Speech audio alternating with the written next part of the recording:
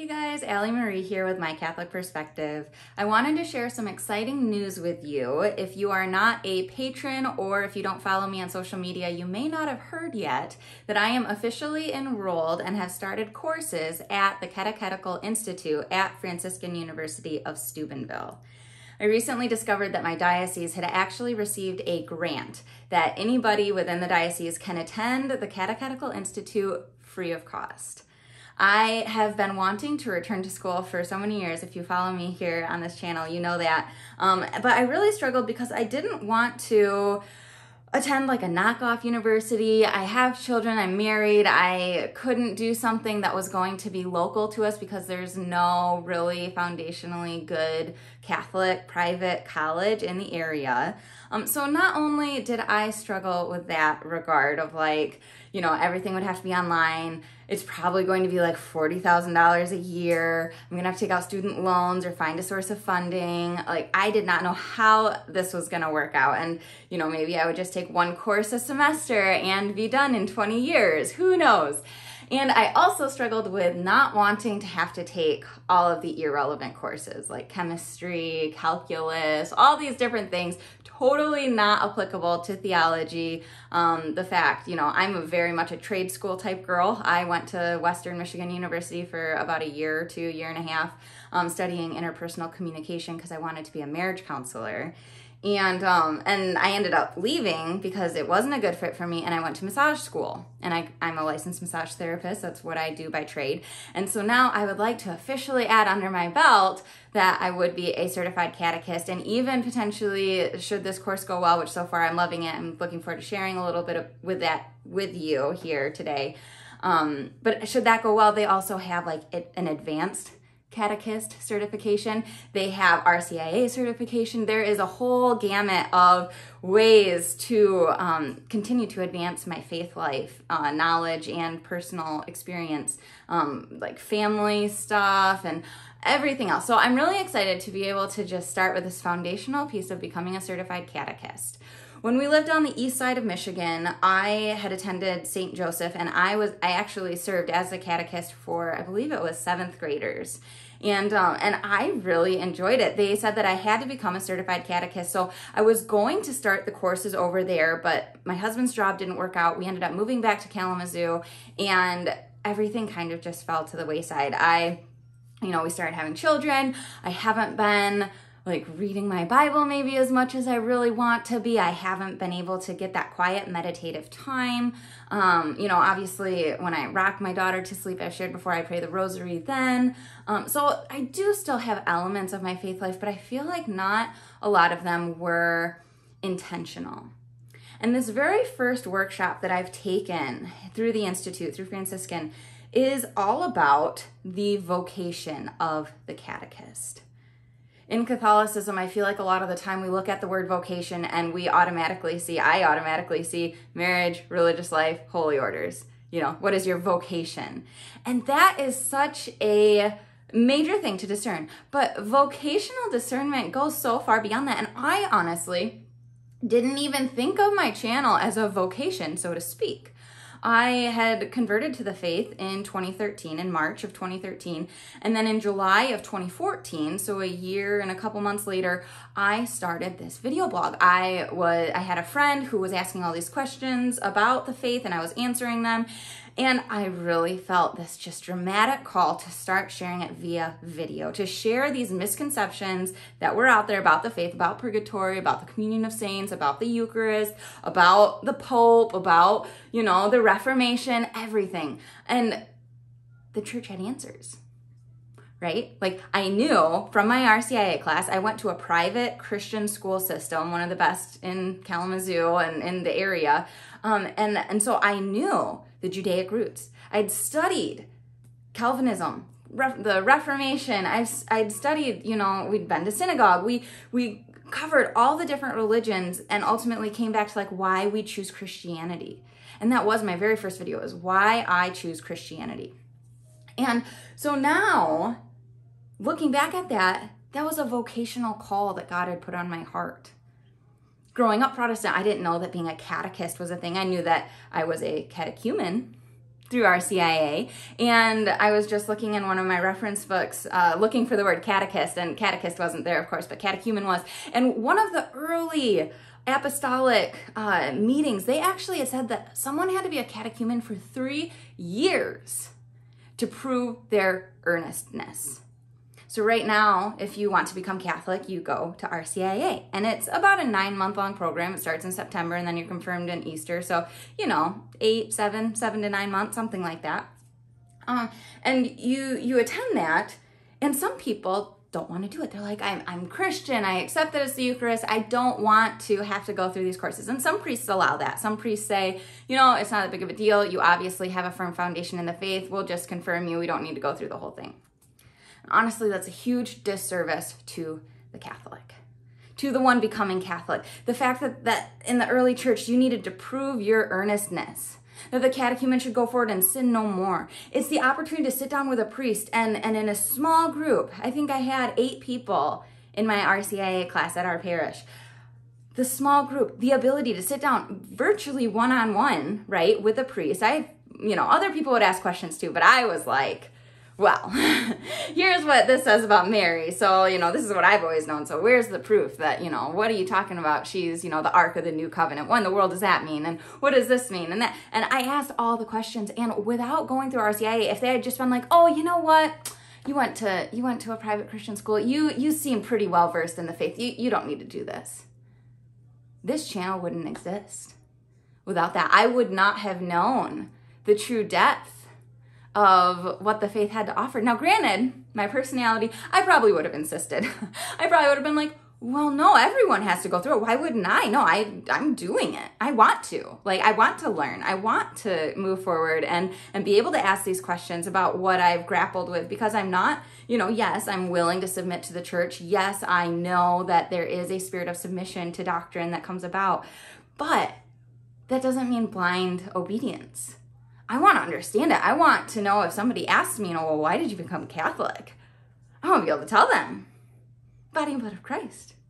Mary as the mother of God, the beautiful witnesses that she has left, the apparitions of our Blessed Mother, all of these different pieces. And so in becoming a certified catechist, the overwhelming initial drive of it, right, was accreditation.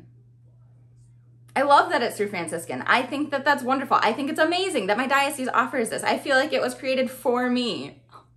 But I know it's not. I'm sure several other people go through it. I don't know how in the world I haven't heard about it until now. But the initial thing for me was accreditation. I wanted to go to a solid Catholic school. I had looked at Franciscan. I had looked at St. Leo's. I had looked at the Catholic University in DC. I had looked at all these different places, and I just knew I couldn't afford them. So, accreditation.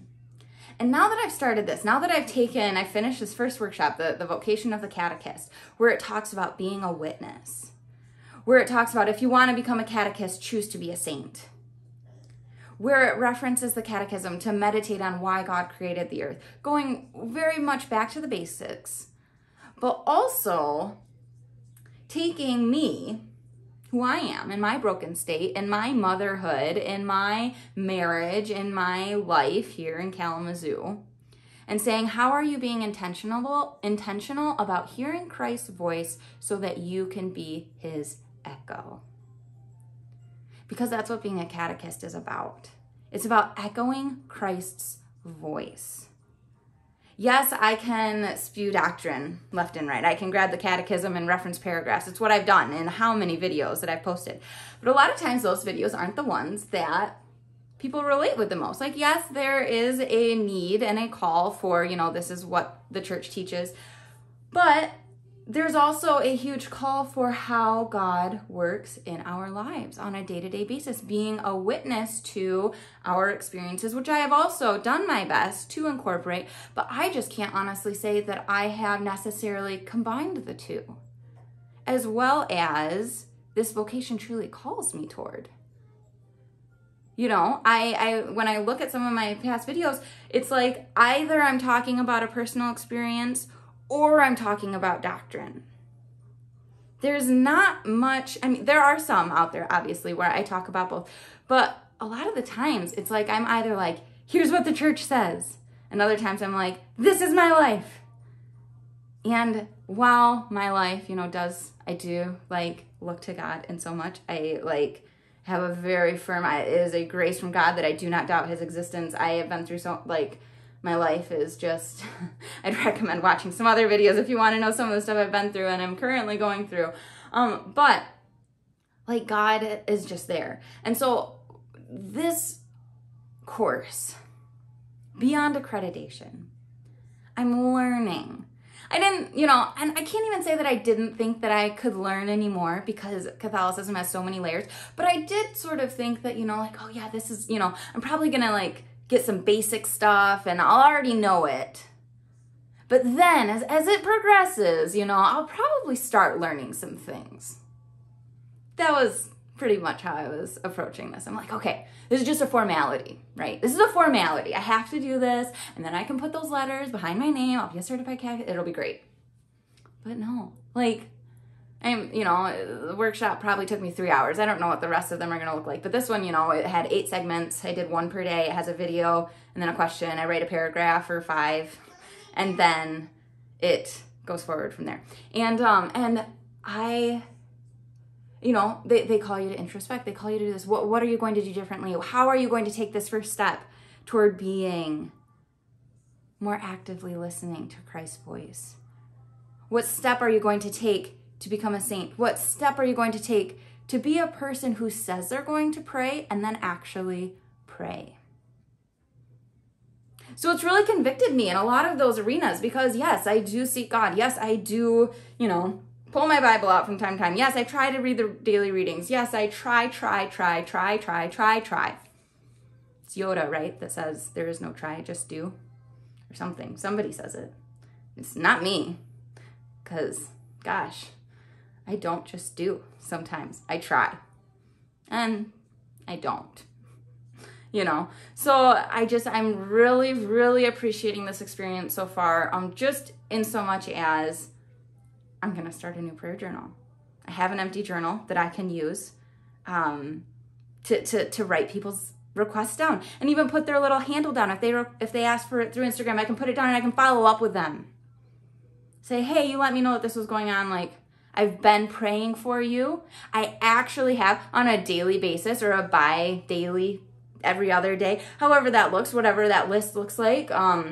Hopefully I can read through it every day, but maybe some things will need more of an intention from me. I know sometimes somebody tells me something that's just so heavy on my heart, they're just on my mind for the whole day. And it's like, there's nothing I can do about it. But being intentional about that, not just being like, oh yeah, I'll pray for you. No intention. I said in one of my answers, I'm like, I need to go to confession for this. How many times have I lied? How many times have I said, oh yeah, I'll pray for you? And I'm sorry if this is something I've done to you. I apologize to you. That's who I owe the apology to. I do need to take confession. I owe it to you. Countless times. I have said, oh yeah, I'll pray for you. And guess what? I haven't. And from experience, I have been told, from the times that I have actually prayed, from the times that I have been dedicated to that, some of the prayers I've offered have been answered. And like, not that it's me, gosh. I just said yes. I just obeyed. I was obedient. So that's one of the things for me that like really stuck out to me. It was one line. Be the type of person who prays when you said you're going to pray. I'm like, I need to do that. So I just wanted to share with you today just kind of like what I've been going through with that and just how that's really been impacting my life in a very unforeseeable way for me. Like I said, like I just kind of expected to go into it. It's just going to be a formality. It was just going to be like, yeah, I understand the Trinity pretty well. Like I have a fairly good grasp on that. Like, yep, I understand this. But the way that they've structured it, I feel like it's like meeting me where I am. And I know they're going to get into doctrine more. And I didn't grow up with Pope quotes. I didn't grow up with saint quotes. So they're not doing the standard ones that I see on Instagram, which I admitted to being one of my primary sources of seeing Bible verses and quotes was just, Instagram. Oh, those little perfectly curious squares. I just scroll that and I see a little verse that's like, oh yeah, Jesus says, come to me. Oh, that's so nice. I have been doing us all a disservice. And so I do deeply apologize for that, like truly, from the bottom of my heart. And like I said, like I'm starting a new prayer journal. I'm doing this. I'm allowing it to convict me, because that's the only way things can change. Is we have to be open to the conviction. We have to be willing to say, oh, wow, you know, I've kind of been not doing a great job at that. So now I need to do better. And so that's my goal. Like I said, I'm really making it a priority in my faith life. And then additionally, you know, getting out my Bible more. I have a couple other things. My local parish actually asked me to do bi-weekly 1 to 2 minute videos to kind of up community engagement. So I'm meeting with them tonight for the first time to kind of go over what they're thinking. They started using Flocknote, and they're offering Bishop Barron's Word on Fire entire digital library for free to parishioners, which is typically a $20 plus per month membership.